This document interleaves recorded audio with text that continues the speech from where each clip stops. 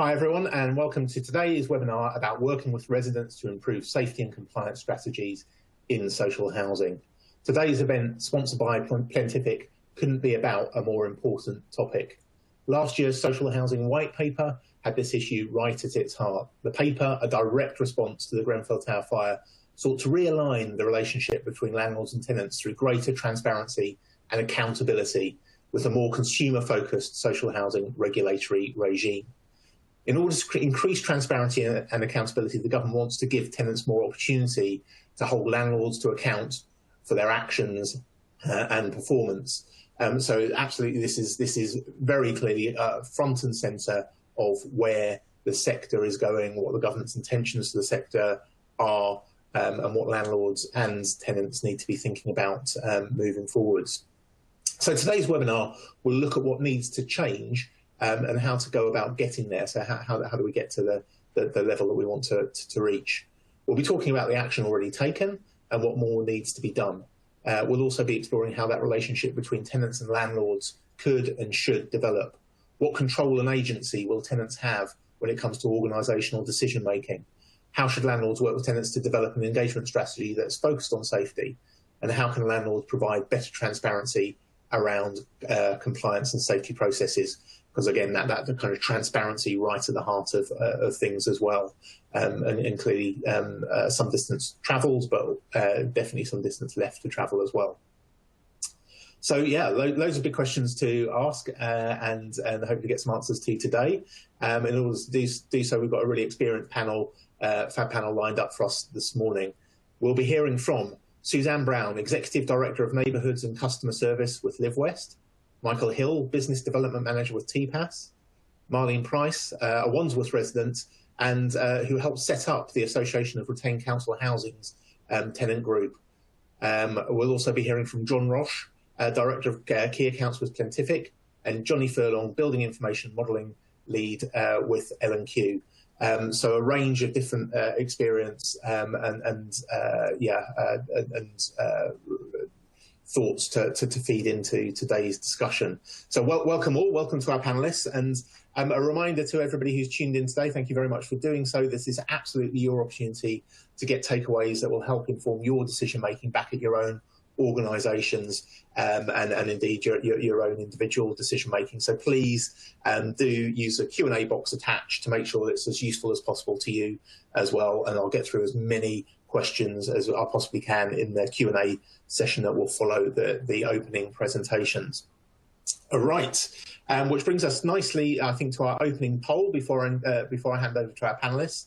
So we've got a poll just to see where everybody in the audience is this morning, which should be flashing up on your screens now. And that poll is, how confident are you that your organisation is successfully engaging residents in safety and compliance strategies? So that's the question, and the options are very confident, confident, not confident, or not at all confident. So a bit of a sliding scale. So again, how confident are you that your organisation is successfely engaging residents in safety and compliance strategies? So we'll just give you a few seconds to click on the appropriate option. Yeah, just a little starter for 10, just so we can get a bit of a feel for where the audience is this morning. And let's move to the results. So yeah, again, that question, how confident are you that your organisation is successfully engaging residents in safety and compliance strategies? So yeah, really interesting. Somewhere in the middle, really very confident. Not many of you are very confident about it in the audience this morning, and a small percentage not at all confident. And then interestingly, just over half of the audience this morning not confident that their organisation is successfully engaging residents in safety and compliance strategies. And yeah, just under 40% somewhat confident that they are. So a bit of a mix, but certainly a substantial chunk not confident about that. So yeah, definitely some a need for advice and thoughts from today's panel. Right, which brings us very nicely to our first panelist this morning, Suzanne. Welcome, and the floor is yours. It's over to you.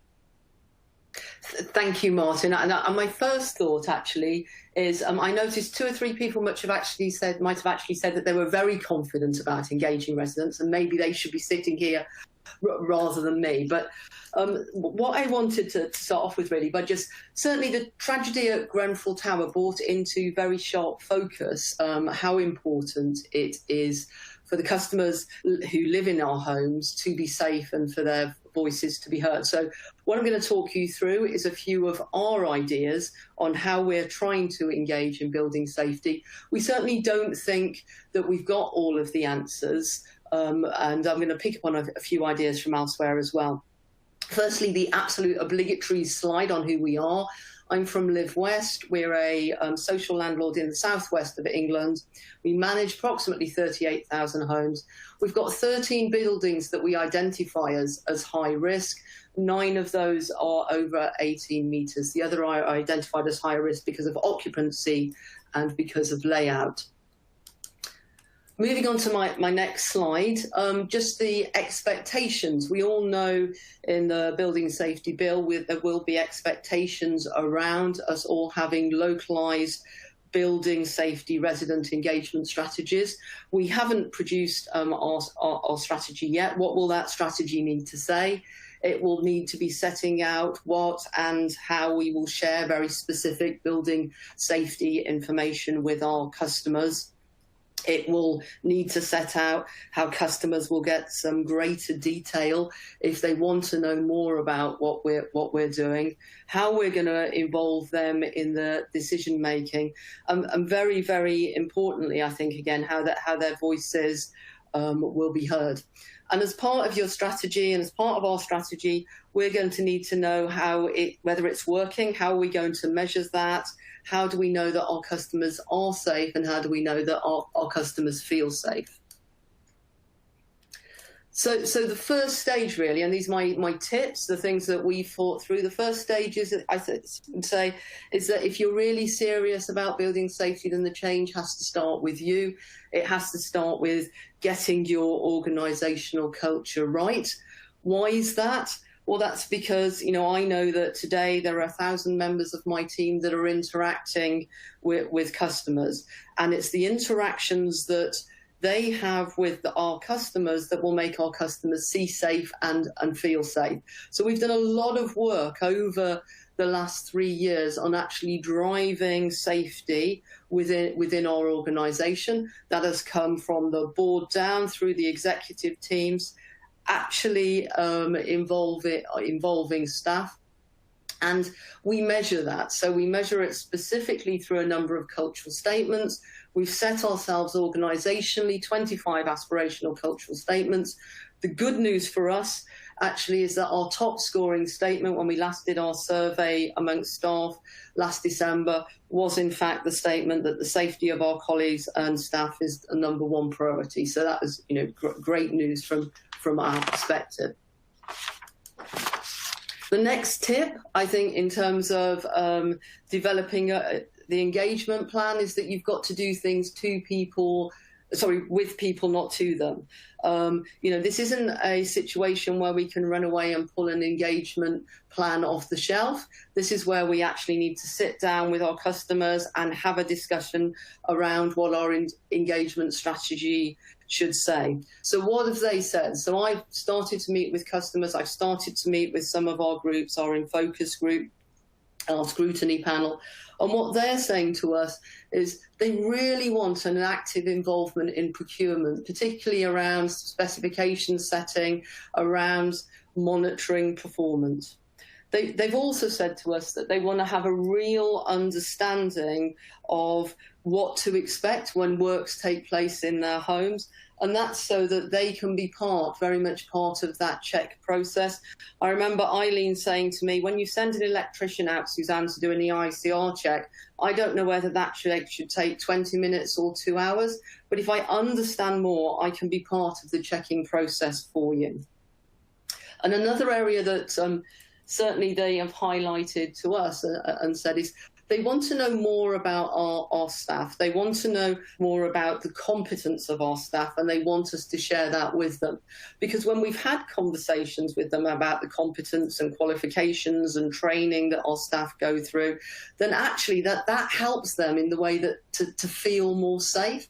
But we just haven't communicated that very well in the past.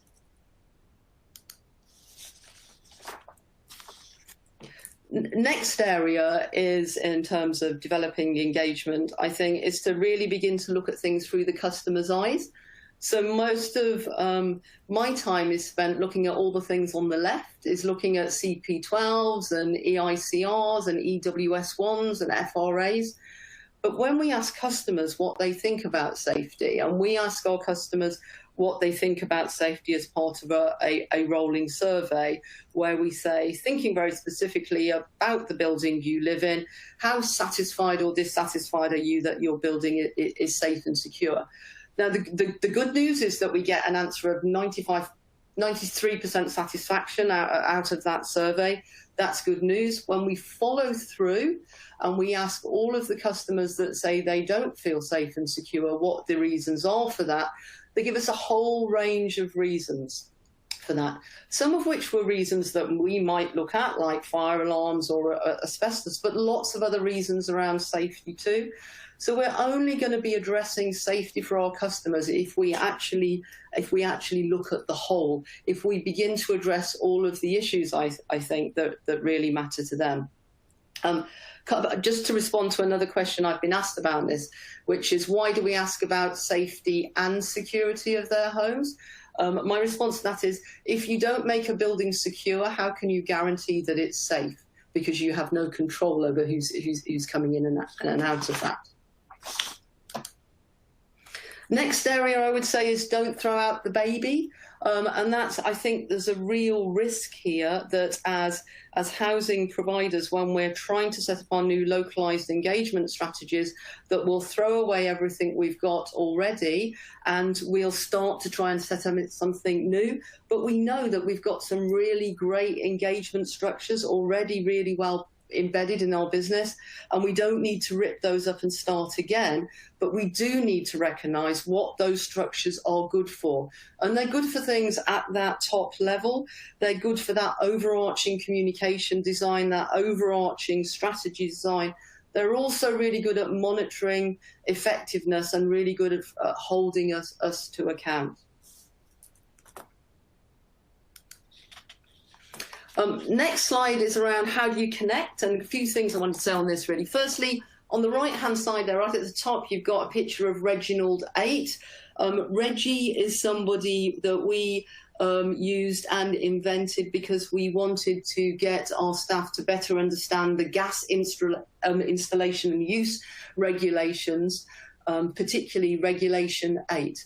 And we realised that actually if we talk to staff about the gas installation and use regulations, actually that wasn't very exciting. So Paul, our gas safety manager, said, I'm passionate about it, but I know that that's not going to connect with staff. So I think we need to do a lot of work as a sector really about thinking around how we message and how we connect. Reggie really connected. Similarly, I think quite often we try and use a very logical approach to the messages that we present out, and that logic doesn't work over necessarily the emotional mind. So I know very much that if I speed, that increases the risk of accident. I know that I might get points, and I know that I might get a fine. But lots of people, are out there probably speeding every day, despite knowing that. The logic doesn't work. So we need to look and learn at how we do things differently to tune in to feelings. Now, the police service did that. They did that very effectively by beginning to introduce speed awareness training, as opposed to issuing enforcement and issuing fines. And I think we need to begin to think about some similar things to that as organisations. How can we tap into that emotion? The other area I would say around in terms of creative connects, I think this is a really important area, is recognising that others can get our message across sometimes more effectively than we can. We're doing lots and lots of work with the fire and rescue service at the moment, out and about on our estates, tapping into key times to do that. So when we've had fire alarms gone off, when we've had minor fire incidents, we're jumping on the back of that with the fire and rescue service to really engage with our customers. And I'd also give a bit of a shout out here to a really useful document, I think. Social sector building safety engagement best practice group. They produced their final report back in March. That's a great document for having a look at some of the research that has been done around how to connect with customers. Next slide here is around, positive relationships build trust. I think there's been a lot of talk in the sector about how we can use enforcement to make sure that we can carry out all of our fire safety responsibilities. I think that Michael may pick up on that a little bit later. I suppose what I would say is that it's interesting that there's all that talk around enforcement when we spent the last year with rent evictions suspended for most of the year, and yet actually through that environment, many of us have been able to maintain arrears at close to target levels, and in some cases actually seen arrears reduce by actually building really, really effective and positive relationships with our customers. So I really, really think, that has to be a priority for us, thinking about the ways we interact with customers. And I was reflecting on earlier this week, we had an incident where in a conversation with a customer, we identified that a customer had installed their own LPG cooker using LPG gas. A number of our areas, because we're rural, are off gas. So that they've picked up, and our trigger systems worked, our trigger mechanisms worked, and straight away we sent a gas engineer out to service that appliance and have a look at it. And when they got out there, they recognised that the appliance wasn't safe. Now, we could have just shut that appliance off and said, you've installed it, you didn't ask our permission, it's not safe, we're shutting off your cooker, and walked away. But that isn't a relationship that builds trust, and that isn't a relationship that promotes customers reporting safety issues for us in the future. So what we'll do in that case is we'll make the customer's appliance safe, or we'll support them to buy an electric cooker, so that the messaging that comes from them to their neighbours is, I told Live West about something, they came out, they realised it wasn't safe, they made it safe for me, and, they left me in a good position. Final slide here, again, is just to highlight really that once, don't ignore the 10%. We know that one size doesn't fit all.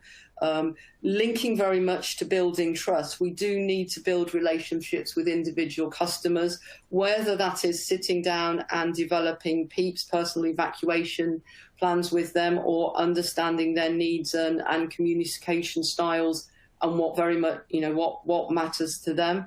We also know the impacts of fire safety are very much, they are not equal. Shared owners and leaseholders are having significant impacts by fire safety.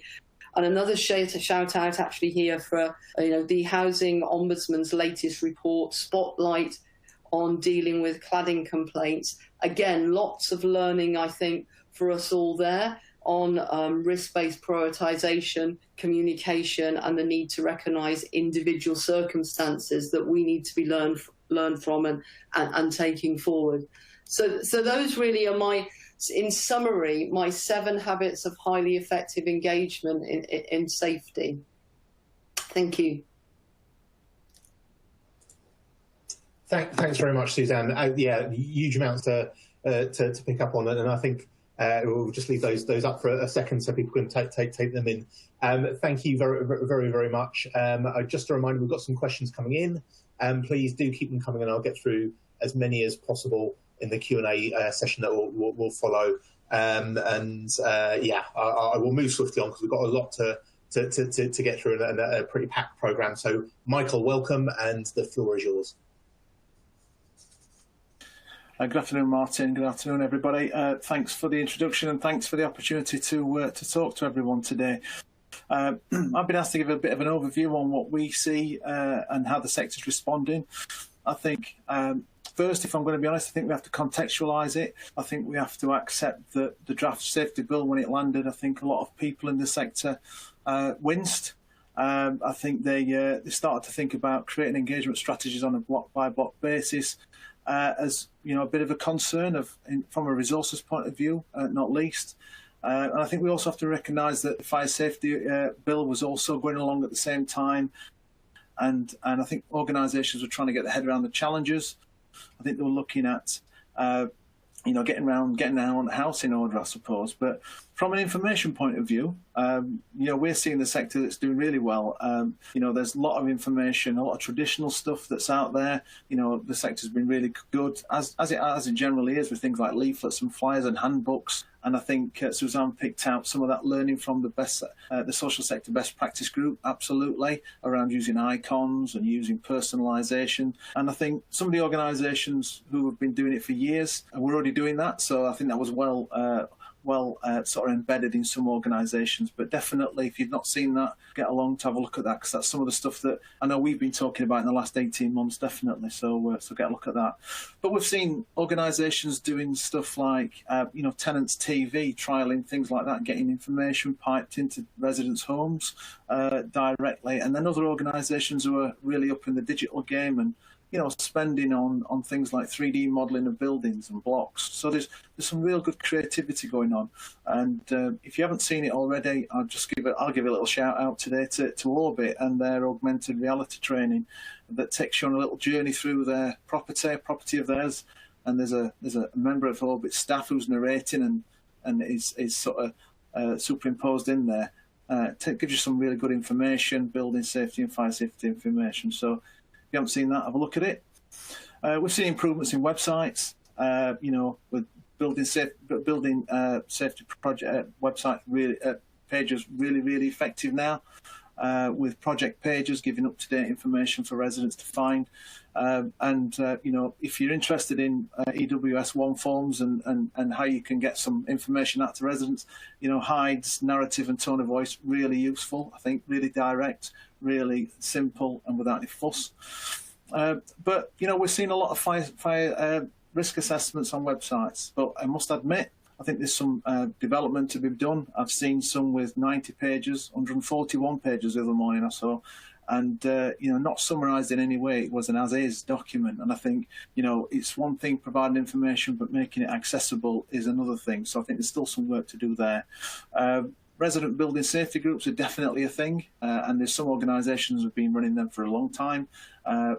Very focused on the strategic, and I think again Suzanne referenced some of the work she's doing with their strategic groups, which is great and very, very sensible.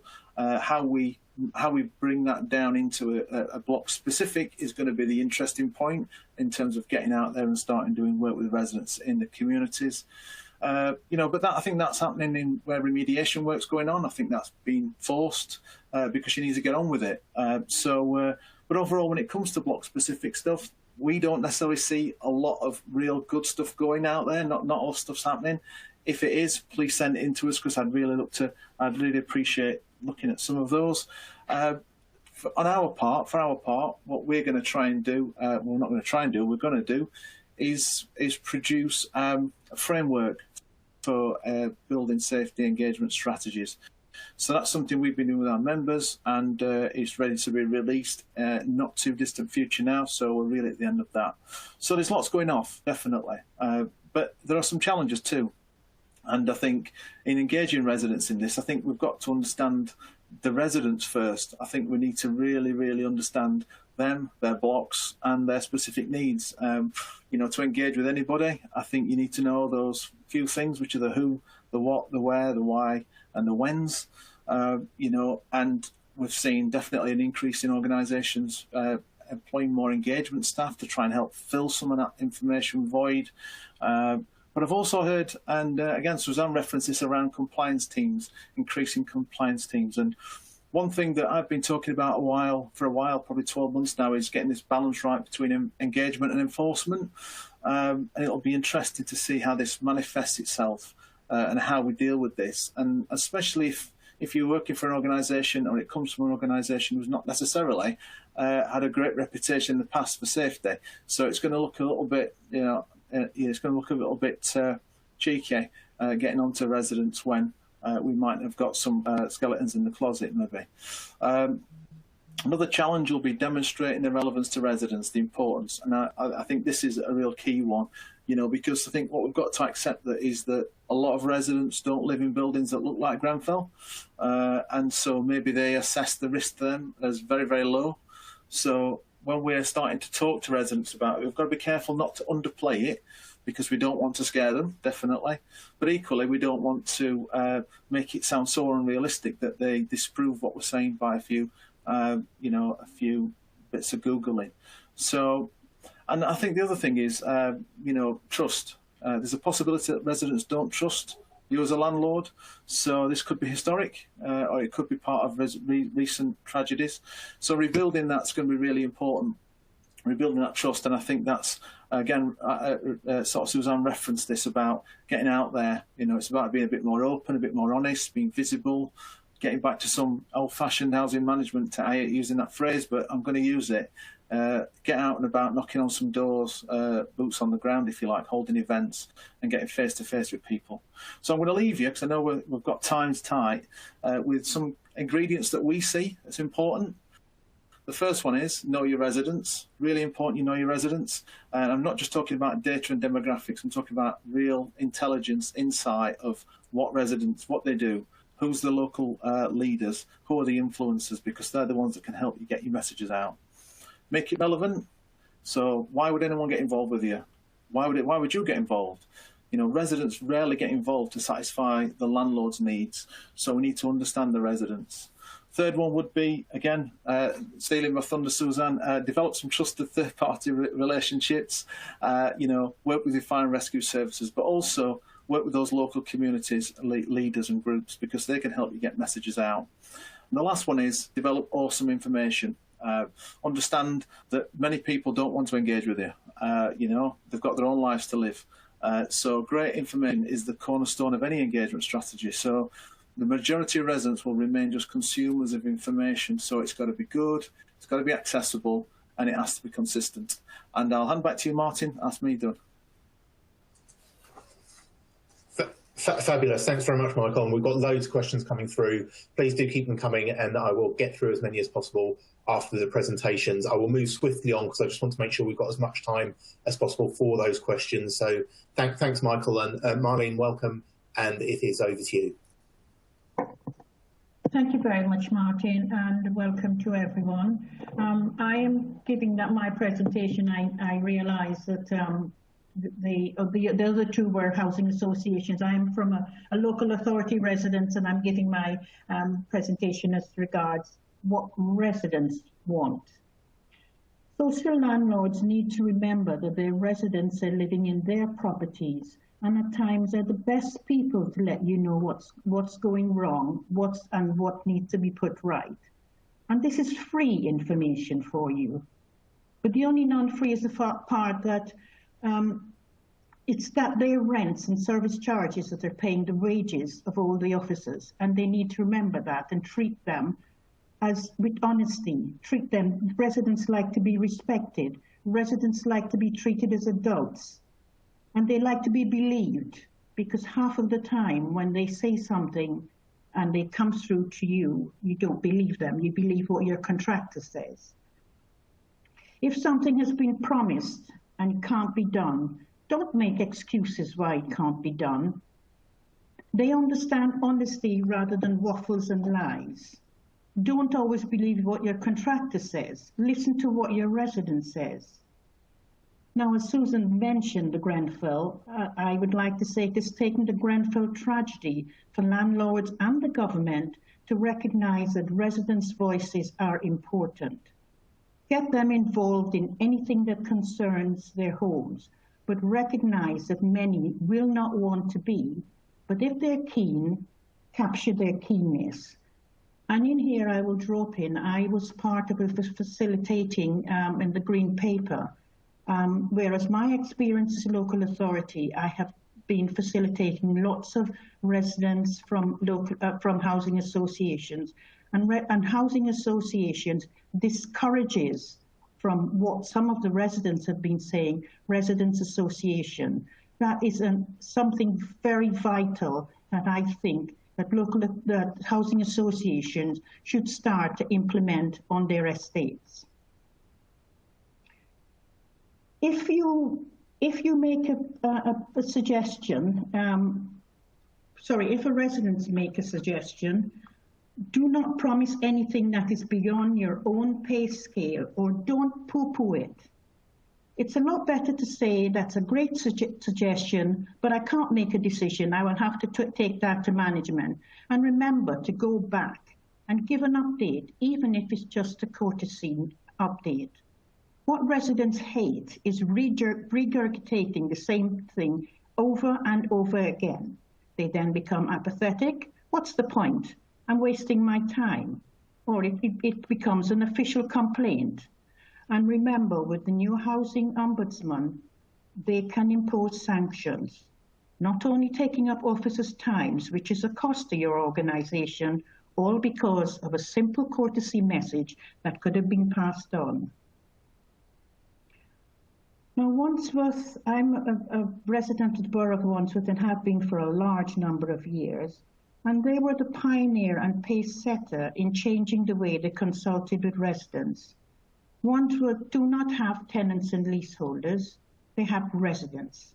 As tenants and leaseholders live side by side in their property, the only difference is the financial obligation of each cohort. Wandsworth changed their policy about 30 or so years ago. At our forums, we were dictated to by elected members. You have this, or we do it this way. That was no way to consult. We rebelled and was brave enough to hold a vote of no confidence in the chair of the Borough Housing Forum, which was an elected councillor. The chair was changed, and no doubt with the assistance of the admin staff, the methods of consulting were changed.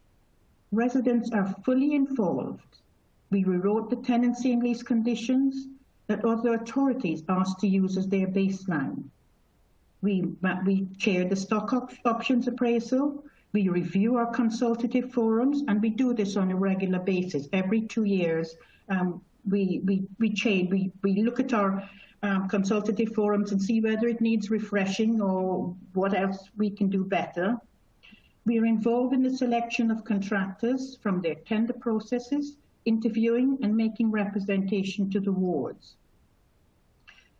Wandsworth is one of the founding members of Arch, of which Martin has mentioned that I am a member of the Arch Tenant Group, which was set up following the stock options appraisals to lobby for a level playing field to the financial options that the government had proposed. It was the only national housing organisation to involve tenants as a full executive member. And since becoming a company, the chair and vice chair are Arch directors. Our tenants group input into all the executive papers, submissions on government consultation, or reports that they present or publish. A number are also part of the Housing Ombudsman Residents Panel. One member has facilitated the Housing Green Paper roadshows, and the tenants group should be a beacon for all to follow. One of Arch members was part of the recent MHCLG's Engagement Best Practice Group on the building safety. That's all that I have to say today. If anyone asks any questions, put it in the chat and Martin will ask at the end. Thank you. Thanks very much. Yeah, absolutely fantastic presentation. And yeah, I think the don't make excuses and believe your residents. They're definitely really strong and important messages to kind of start with. Thanks very much. Yeah, very much appreciated. Yeah, as mentioned, there are lots of questions coming through. Do keep them coming, and I'll make sure we get onto as many as possible after the presentations. Again, I'm going to move swiftly on because I'm aware time is kind of pressing. So, John, welcome, and yeah, over to you. Please take it away. Thanks, Martin. Much appreciated. Hello, everybody. Thanks for joining today, and thanks for giving me the opportunity to speak to you. I'm obviously with Plantific, and as Suzanne said, the obligatory overview slide first, just to give you the flavour of who we are and what we do within the industry. Currently got over 335 units under our management on our software platform, 18,000 trade contractors, and we process over 25,000 repairs each month on the platform. We've got a multitude of clients, too many to fit on a single slide, so just showed them some of the larger ones here to show to you, and also brought some figures from the platform, which shows that 93% first-time fix rate, excuse me. We achieved 92% resident satisfaction, and our clients generally achieve a 25% operational savings. Currently a team of 165 people with more than 60 engineers working on the software. We're present in 6 countries, including the UK, Germany, US and Turkey. So that out of the way, we'll move on to the next slides. Working with a lot of housing associations, across those countries mentioned, and there's a lot of common challenges and choices that they need to make in order to evolve their business and digitize their business. There's a lot of pressures on the housing associations, and they obviously only increase with legislation coming in, and the pressures of increasing tenant satisfaction, achieving the greater transparency and more in-depth reporting. We try to work with the housing associations to change their environments, to digitize a lot more of their processes and move them from the environments that they're currently in, and tackle the problems that they may have, that may need to be digitized and taken into a more transparent forum, especially with regards to how they deal with the challenges of conversing with the residents. In order to do that, as I said, we do work quite closely with the industry, and we also work quite closely with some of the residents that we've got out there. So we actually conducted some research earlier this year and asked tenants, both the social and private housing, about their experience. Of renting from either the social side of things or also the private side of things too. Some of the stats that we got back on that were quite surprising, because we know that both social and private landlords are heavily focused towards certainly the compliance side of things and making sure things like this are up to date. So when we saw that, the residents' perception is that 34% of UK renters haven't had their gas appliance checked in the last 12 months, it was quite surprising. And you can see those stats for yourself with regards to the carbon monoxide alarms and also the smoke alarms on each floor. We believe that rather than actually being a true reflection of what's going on out there, it's probably the perception side of things that, linking back to what Suzanne and also what Michael said in the earlier presentations, tenants want to understand more around the processes that are going on within their properties, and they want to understand more around what an LGSR or CP12 or an EICR actually is. So maybe these figures are reflective of the fact that they don't understand or they don't remember when they got their LGSR sent to them, and maybe doing that in a more digitized fashion and supplying them with a hub where all of this information is in, and a level of education around what these things actually mean could help with these stats. A couple of the insights that we've got in there from the systems that we operate, that during the pandemic, the unable to access rates for gas safety checks jumped to a record high of 46%, which means that there was a lot of issues obviously getting into properties in order to fulfill the compliance requirements. And a stat from the industry around the 6 times more fires in the UK are caused by electricity rather than gas. So at Plantific, we believe data is the building block to overcoming a lot of these issues. If we can start providing tenants with easy access to information around their homes, starting on that education path, and having a two-way conversation with the residents. As Marlene said, there's lots of free information out there that tenants can provide back into housing associations to inform them around their strategies and the decisions that they need to make. And Michael referred to the phrase, which I really like, of awesome information. That's what we need to get to. We need to get to a two-way discussion between the housing associations and their residents around this awesome information, and listen and make sure that excuse me, information is provided in an accurate and timely manner in order to up that awareness. Obviously, there's challenges around that. You know, we're all on journeys with regards to where we are on the digitisation side of things. There's still things being recorded on paper or on different systems, or being maintained on spreadsheets. The data collection's got to happen right the way through the life cycle. Obviously, new build data is potentially easier if we can start collecting that in the right way and start storing it in the right way and making that available. But there's obviously a lot of retrospective work that needs to be done to capture that on areas that it's never been captured before, or if it has been captured, it's on paper and maybe people don't know where it is. All the information needs to be collected and digitised, and make it easily searchable and continually updated. It's got to be live, it's got to be fresh, and it's got to be searchable. People need to be able to access it in order to make informed decisions. But until all of that information is available, and until there's a conduit to actually communicate with the clients around that, then potentially the same problems will still exist. So, from our perspective, the way we see the path to solving this is that the software and technology, it needs to be created to collate, sort and store the data that's accessible, searchable and digitised. It's as simple as that, and that accessibility is from both sides.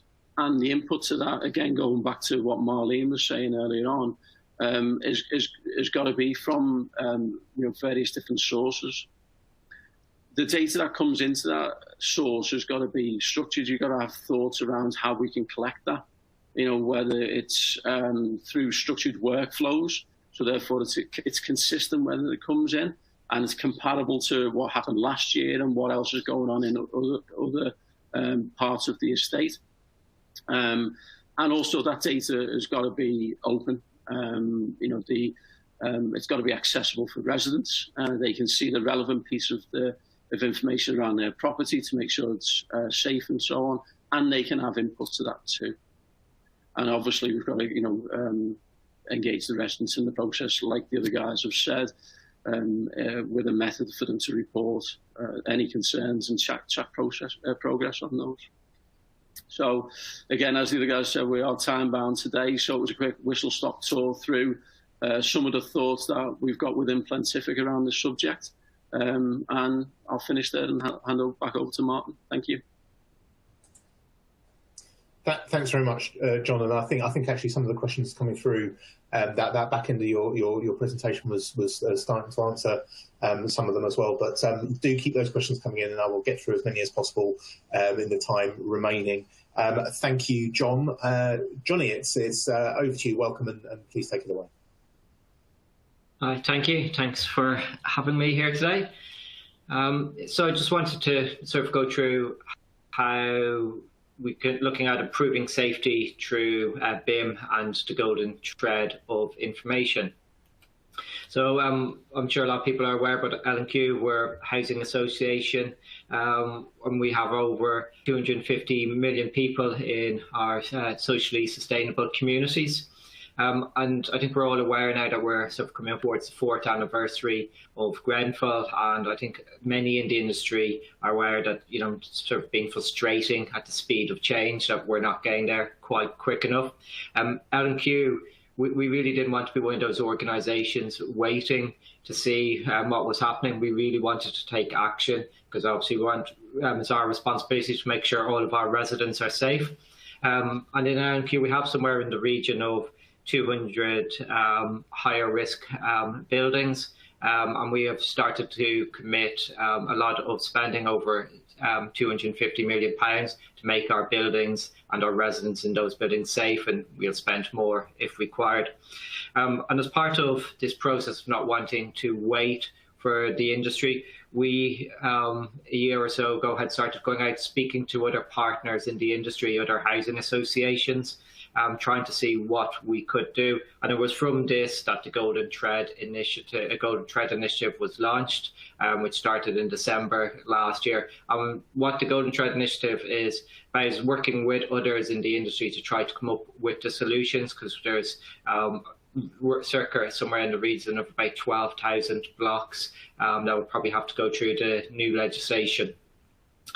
So it was through this, as I said, that we started working, because we really wanted to make a positive change to this. So a lot of this work on the Golden Thread originally, we obviously had to try to convince of Grenfell, which led into the Hackett report, and it was in the Hackett report that the Golden Thread of building safety first got introduced. We've had the draft building safety bill, and then earlier this year, with the Ministry of Housing, Communities and Local Government, we launched the Golden Thread Initiative, which has somewhere in a region of 60 organisations, all contributing their time and expertise to help resolve this. There's also the BRACT, Building Regulatories Advisory Committee, that was set up, of which the Golden Thread Initiative tries to feed information into. And then, of course, we have the upcoming Building Safety Bill is being introduced. So just try to talk maybe a little bit more then about this and how we sort of see how the Golden Thread and BIM, which I'll often use both of those terms interchangeably because they're so linked. So just before I get into it, maybe a quick one on what is the Golden Thread. There's now a definition. I think lots of people had ideas of exactly what the Golden Thread is. So there is now an actual definition. This is a shorter definition. There is a longer definition as well available. So what is the Golden Thread? So the Golden Thread is the information that allows you to understand a building and the steps needed to keep both the building and the people safe now and the future. So it's this concept. It's not a single point in time. It's about the process of buildings being safe all the time, and about understanding. A lot of this is about the understanding about why and how we keep buildings safe. So just a little bit of what the aims of how we're trying to look at this and how we're trying to sort of achieve positive change in the industry. So what we're trying to do is pilot ways that organisations can produce a standardised digital Golden Thread of building safety information for their higher risk buildings.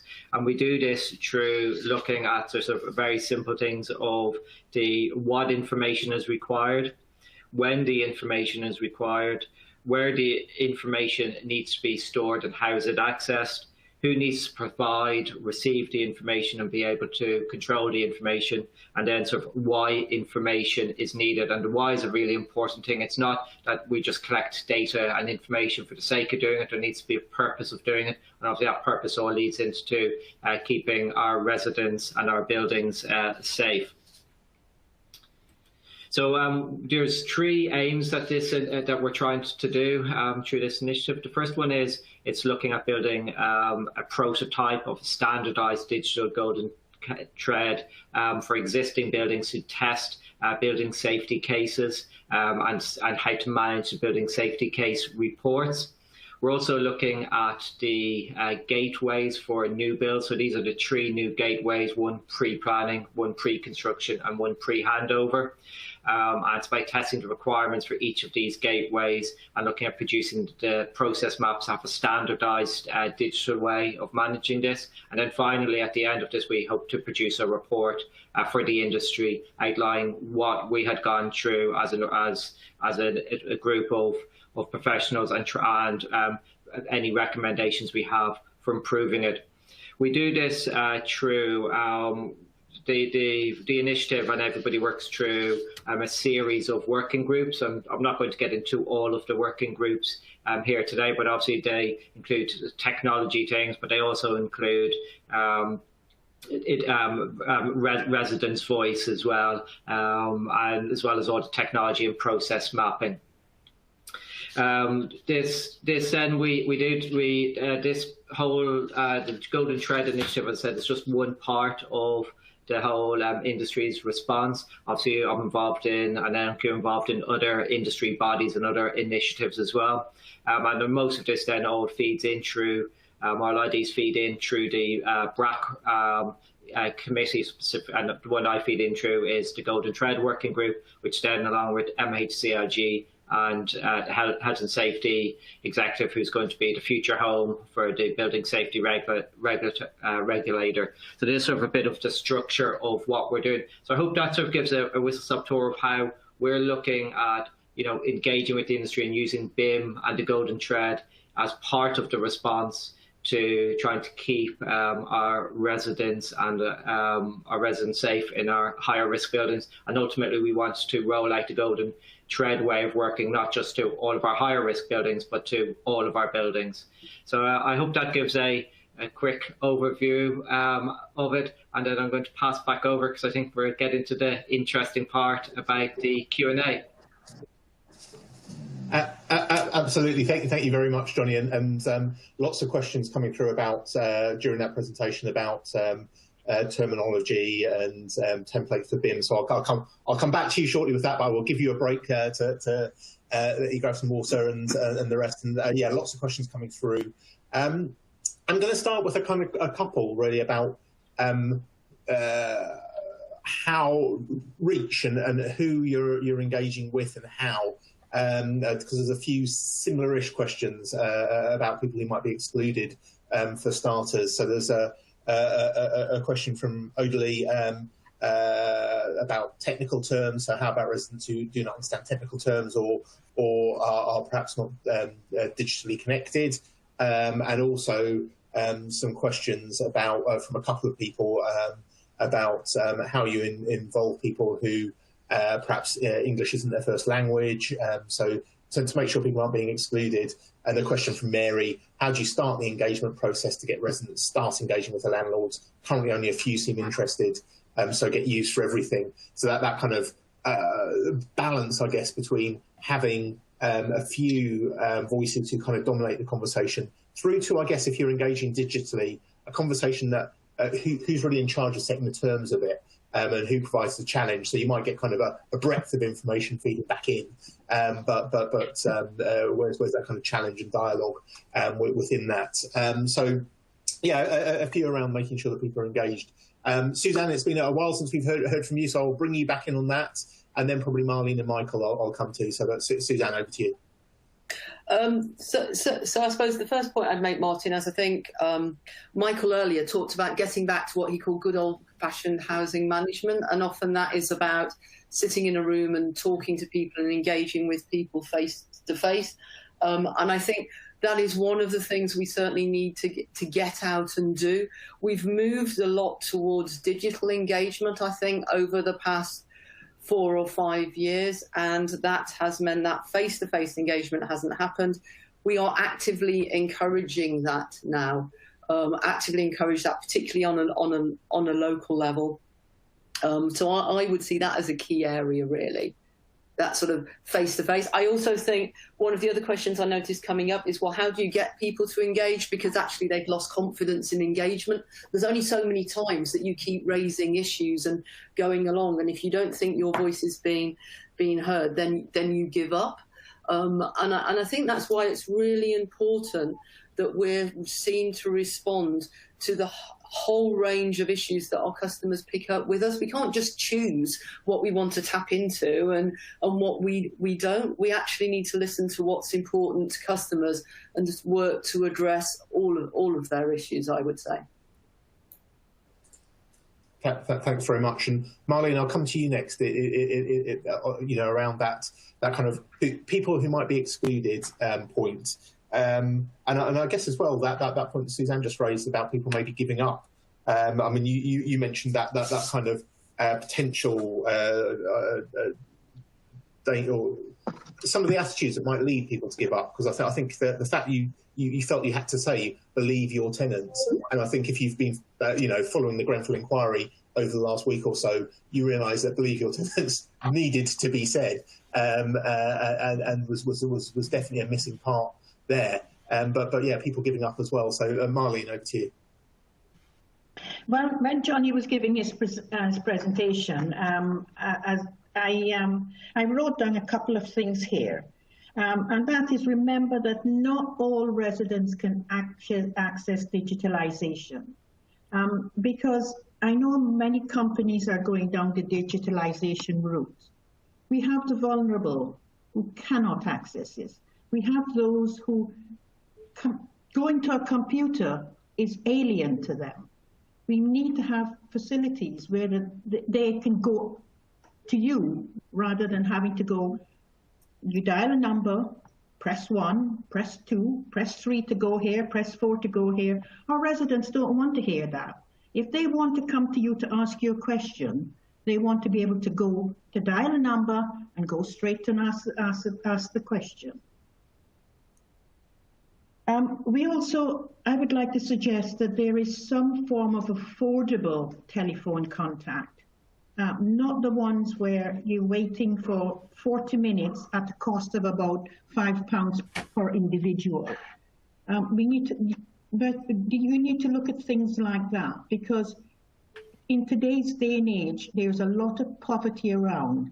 And £5 to make a phone call to ask for something to be done is a lot of money to residents.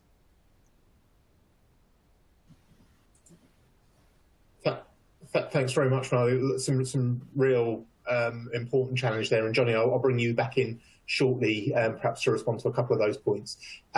Michael, I'll just move to you next, if that's okay. So that same kind of question about how to make sure people aren't excluded when it comes to having a voice. And to actually being able to influence policy and approaches. Michael, over to you. I think there's quite a few things to ponder, and I wish we'd got another hour. To be honest, Martin, I think the first thing we've got to accept is there's consequences to our retraction in the last in the years preceding where we are now. You know, our move towards being digitally focused has had consequences, and people will walk away from us. And I think that you don't get knowledge and insight by sitting behind a computer, and I think you just don't. You get information, but it's not. It's more than that. And I think getting out on the ground, talking to people, reconnecting. I think the last 12 months has shown us with organisations going out and doing a little bit of looking at the strength of the community is vital, because that's where the strength is. You know, we as organisations, housing organisations, are planted in communities, but it's the community that's the strength. And I think what we need to do is recognise that. I think once we understand the communities, then we can start to tap into what's important to them. And I've been saying this for a while. You know, what's important to us isn't necessarily important to them. So what does building safety mean? Because it means it means different things to different people. And I think once we understand that, then we can start to think about how we frame messages. Because there's no point saying, come and help us be compliant. And I hope you don't do that, by the way, because that's not going to float many people's boat. So it's about understanding them. And I think just going to the strategic groups, it's great to have strategic groups, absolutely, but you have to be careful that strategic groups don't automatically then become an extension of you as an organisation. You need that wider view, so you've got to get out.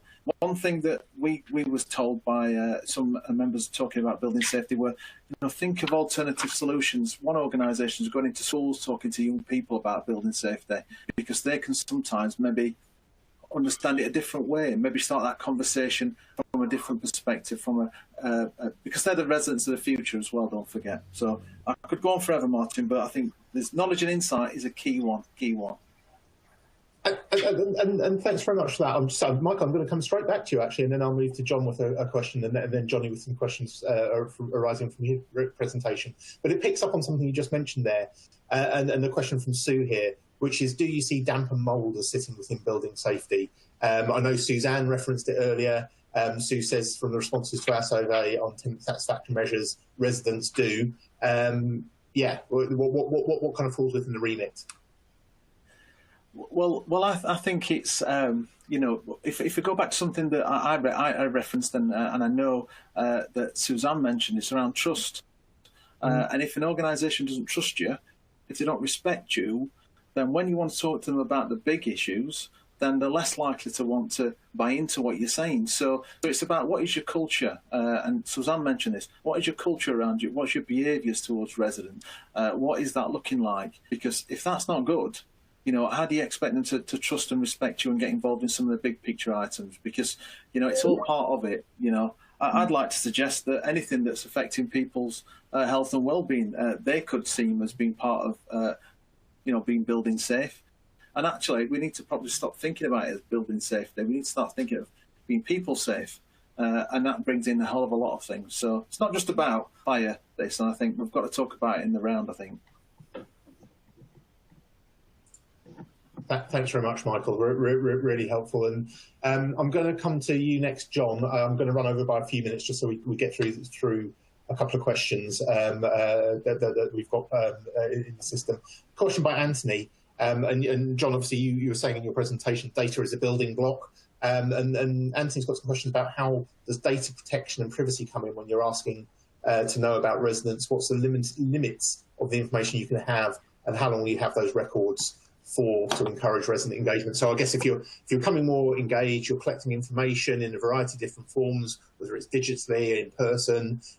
What are you doing with those records, and what's the kind of the balance there between being very informed, very on the ball in terms of what your residents want, and kind of data protection issues? So John, over to you. Yeah, I guess it is a balance, definitely, Martin, isn't it? You know, with regards to the GDPR regulations and what you can and can't do with that data. I think you know, you need to ensure that the data that you are capturing is covered in your residence agreements, and you know, to make sure that the usage of that is accepted by the residents. With regards to the retention periods of that data, I mean, I think, you know, that varies depending on the data that is in there. But, you know, if the permissions are gained in the residence agreements, and the residents understand why you're collating that data, and, you know, the fact that it is certainly for the safety side of things, then I think, you know, a lot of the issues around the data protection and GDPR start to go away, because, you know, it's for the greater good, not only for those individuals, but it's also the greater good for the safety of the people who are living within those buildings. So, yeah, I think it will be important to, you know, to discuss with the Information Commissioner around any ideas that you have with regards to, you know, longer term retention of data, to make sure that you know, everything that you do is in line with the rules and regulations. I mean, just picking up on a couple of points that Michael and Marlene made as well in their responses earlier around turning the information into insight, and, you know, completely get that not everyone is digitally engaged, and, you know, there are other ways of communicating with individuals, and all of that needs to be captured. But capturing that fact in itself then potentially changes your building safety policy, because if somebody's not, you know, digitally engaged, and therefore not receiving information that you're sending out with your digital strategy, then you need to know that, and you need to then, you know, engage with that individual in a different way. Now, that in itself, you know, it provides insight. The fact that you've captured that, the fact that that's, you know, contained against that particular property, against that particular individual, then allows you to make more informed decisions around how you, you know, you need to and wish to engage with that individual in the future. Sorry, Martin, I'll pass back to you because I know we're running out of time. Thanks very much, John. No, really thorough answers, and yeah, much appreciated. Johnny, I'm going to bring you in very quickly because there were some specific questions around your presentation, which I just want to move through, largely around kind of standardised approaches and templates. So a couple of questions from Devinda. Do you have a template for what should be included with the BIM, and indeed with the building safety case? So contained within the building safety case. And it would be interesting. I mean, I know there's been some challenge for your own organisation this week around, you know, damp and mould and some of those issues. Whether that comes into the building safety focus that you've been talking about. And a question from Michael: is the Golden Thread Initiative looking to standardise component terminology across the sector, so those wider sector conversations. So, Johnny, I know we're short on time, so a relatively brief answer if possible, but yeah, a couple of feet to get your teeth into. Yeah, okay, yeah, I'll try to answer them. So I suppose the first one is obviously around the damper mold. So I'm sure some of you have seen the appalling case study on ITV News last night, and L&Q's like shocked and appalled by what happened, and absolutely, I know myself and everyone in our organisation really wants to make sure it's right and make sure these things never happen again.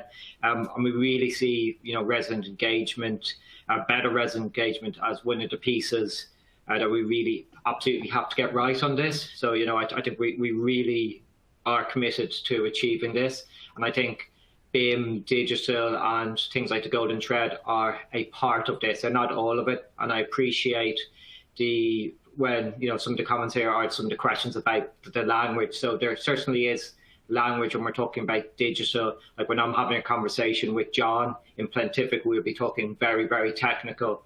When some of our property managers are having conversations with the residents, they're having a completely different type of language and conversations, and that's how it sort of needs to be. And I suppose one of the big challenges is about managing all this information, but getting the communications right to our residents. So I think we have residents board and people on that who are all residents who look at what we're doing, and we are constantly trying to get better at doing that. So I do think digital is really important, but the communication piece is really important too, and it's about trying to get that right, which is a challenge, which involves many different people and importantly the residents.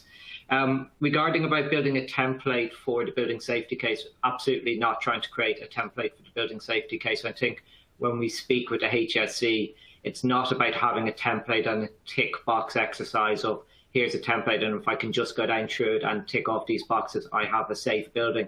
It really is about understanding your building, understanding the people that are inside it, understanding the risks. You can digitize and standardize certain elements of that, and that's where we're trying to go to. I think the last question is, are we trying to standardize terminology around components and systems and so on?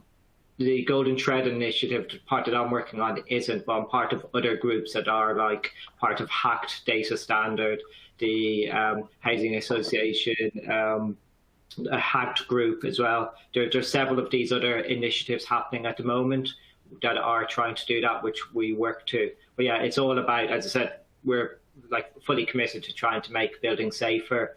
And yeah, that's digital is part of that, but also the resident engagements is critical to that too. Thanks very much, Johnny. Some really thorough answers to those questions. Much appreciated. And I know we've run over, but I just wanted to make sure we got through as many of those questions as we possibly could, and hopefully we got through a decent range of them just now. I'm going to bring things to a close because we are out of time, but I will end with those thoughts and kind of re-emphasise some of the things that Marlene was saying during her presentation, because I think that really struck a chord with me, particularly given some of the things we've been seeing at the inquiry over the last week or two, the Grenfell inquiry. And so, yeah, don't make excuses and believe your residents. I think those are some pretty important thoughts to leave people with. Yeah, all that remains for me to do is to thank our panel for some absolutely fantastic presentations today. Very much appreciated. Thank you for your time. Thank you to everybody for tuning in and for sending through so many questions. I hope we got through a decent range of them, and I hope that's given you some food for thought for your own organisations. Thank you all very much. And thank you to Plantific for sponsoring and making today possible as well. So thank you all very much, and I will sign off now and hope to see you all very soon. Thank you. Thanks, Martin.